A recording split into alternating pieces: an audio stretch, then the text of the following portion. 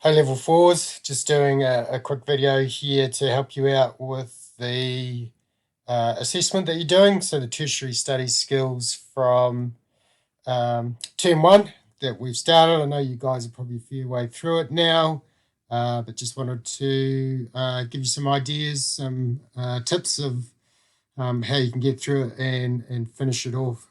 So as you know,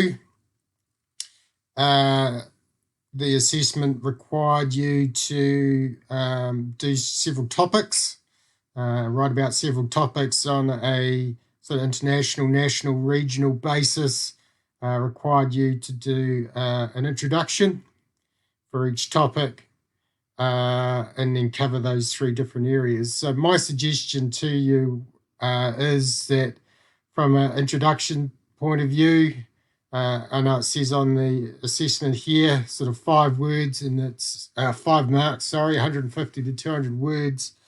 I think from the point of view of simplicity, from your guys' point of view, would be to sort of intro each topic and do it that way. If you haven't, don't sweat it. I'm more than happy if you've done a larger introduction that gives kind of an overall brief of all the different topics, and it's hitting that 150 to 200 word mark. That's fine, but I'm just thinking for the sake of it being a little bit easier, might be easier to write smaller intros that maybe add up to that 150, 200 word mark if you're introing each topic individually. So most of you probably into this, at least this first part, so choosing any 2 of the following, and you've got the list of topics there. So link 200 to 300 words for each trend, so that puts you up near sort of that 500 word mark. So just, I guess, a couple of options. I was thinking maybe from the medical, so if you're struggling, medical side of things, I know some of you have done concussion, which fits in quite nicely. I looked at maybe performance enhancing drugs, so looking at what goes on at the international level, sort of the Olympics with WADA, the World Anti-Doping Agency, and then what goes on at the national level here with Drug-Free Sport, NZ, and then sort of regionally, so maybe what goes on at schools, club levels, maybe some random testing that goes on for that. So that was just a something that maybe you could look at if you were struggling for a topic there. And then the next one's the technological trends. So again, in that 200 to 300 range per topic. So that's another 500 words. So you're looking at probably a couple of pages through those first 2 sections.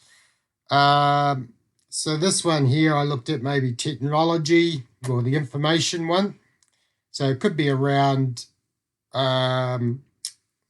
data analysis, so collecting of data from games, say the statistics side of things. So at the professional level over in the States or internationally, there's a lot of data that's collected, and that goes into sort of recruiting athletes based on certain data criteria, can go into selecting teams, coaches' choices, those sorts of things around information.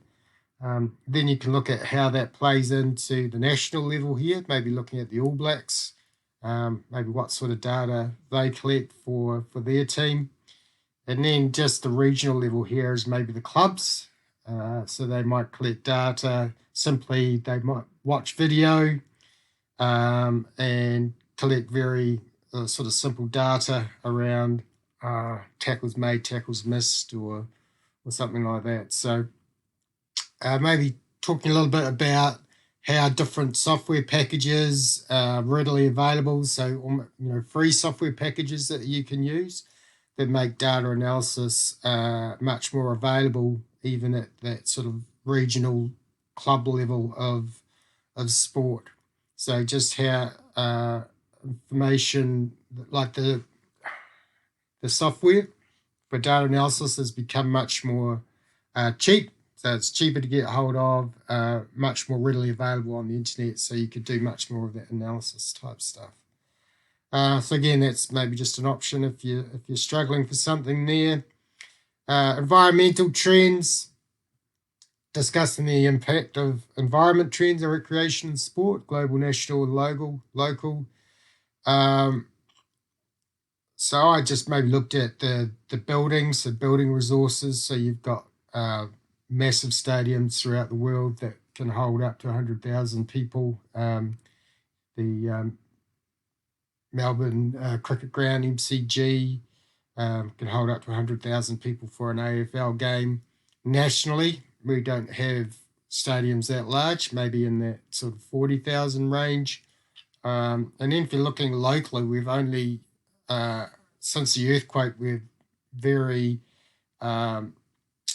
struggling in terms of having appropriate sporting facilities. So they're turning soil on some of them, getting the Metro Centre, and they're looking at getting a large rugby stadium back, but we've really only got a makeshift rugby stadium, and certainly struggling for gym space throughout the city. So you can kind of look at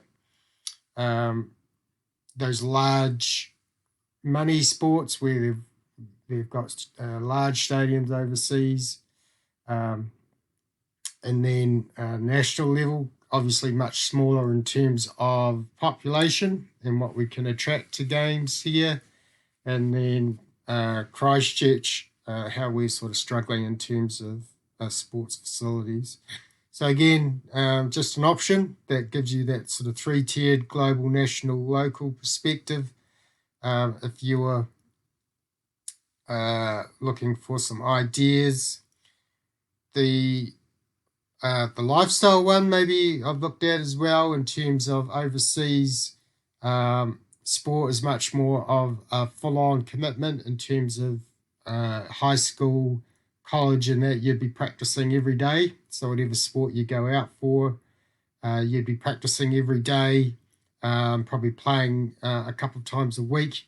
We're here in New Zealand, it's usually maybe twice a week at club level, maybe an extra time or so a week if you were in higher grades. Maybe house strength and conditioning, and maybe we're getting a bit more professional, especially in club rugby. There may be other sports that you're involved in where you maybe see more of a professional approach or more practices, more strength and conditioning and that sort of thing pre-season behind it. And probably a whole sports thing's probably a little bit less structured, more sort of social sport, young people more active as opposed to overseas where it's a lot more structured. The sport experience is a lot more structured. So you can maybe talk about those sorts of things here. You maybe talk about a high school, especially rugby and netball and some of those other sports where it has taken, the private schools and that, if you're looking at regional in Christchurch, where they take things a lot more sort of seriously and put a lot more sort of resources into it. So some things you could discuss there around lifestyle. So just as a couple of examples. So we've got our conclusion, section 3. So in the section, you'll draw an overall conclusion. Again, I wouldn't mind if you just did it topic by topic, having a short conclusion. Again, you've got 300 words, 300 words to play with. So it might get a bit messy if you're trying to do conclusions or, wrap up the topics with one big conclusion about everything, where it might be a little bit easier to segment that and have a conclusion maybe for each of the sections. So again, if you've already gone down the track of a large conclusion, there won't be sort of any penalty or anything for that. So again, all the way along, so important part is of the referencing. So we have gone over the referencing a bit, and I will check that we have got some referencing information for you to access on Teams. So some slides that show you sort of the referencing in text, so as you go, and then the referencing in terms of the reference list at the end. So some extra marks for you to pick up along the way if you're doing your referencing well. Also things like your formatting, so having a cover page, setting things out well, so you've got sentences and paragraphs, you've got headings for your sections, you've got subheadings and things for your topics. So you're putting in introduction, you're putting in globally, nationally, locally under each of your topics. So it's nicely set out and it's easy to follow. So that makes things a lot easier as well. So I'll put up an example on there as well, just for you to have a look at if you need to. So just make sure you're spell checking as well. So that's all going to be part of it. So going through and whatever the spell checker suggests is normally pretty good. We downloaded the Grammarly. If you're doing it on make sure you download the Grammarly if you're doing it on the Google Docs. That will help you in terms of that spell check side of it. So yeah, the referencing is the last bit, in-text referencing and your referencing list. So remembering your reference list is alphabetical order based on the first letter of the reference. So yeah, make sure you get that in the correct order. So you got your marking sheet here. So these are all out of 5s. So your intro, concise and clearly explains chosen topics. So again, how you want to do that is up to you. My suggestion is splitting them up for topics. So you got your societal trend is identified and accurately discussed in each of the 3 areas. So your global, national, locally, and looking at word count. So you want to be around that word count and your second trend there as well. So that it kind of follows through here, your technological trend, obviously only one of those. So 1 societal, 2 societal, and 1 for your technological and 1 for your environmental. And then your summaries, key findings, and justified conclusions. And again, meeting your word count. So that gives you your 30 and your weighted total here. And then for your presentation side of it, so this is your content up here, and this is your presentation. So your cover page, your name, title of the report, and then expression is correct. So your spell check, and then your referencing side of things. So all up, you've got your 20 marks for your presentation side of it. And yeah, so that's about it. So as I said, I'll put up some extra material up there for your referencing, or at least make sure it's up there, and your how to set it out. So it looks good, but hopefully you're well on the way, and we'll get it finalized, handed in, and get it sorted shortly. Thank you.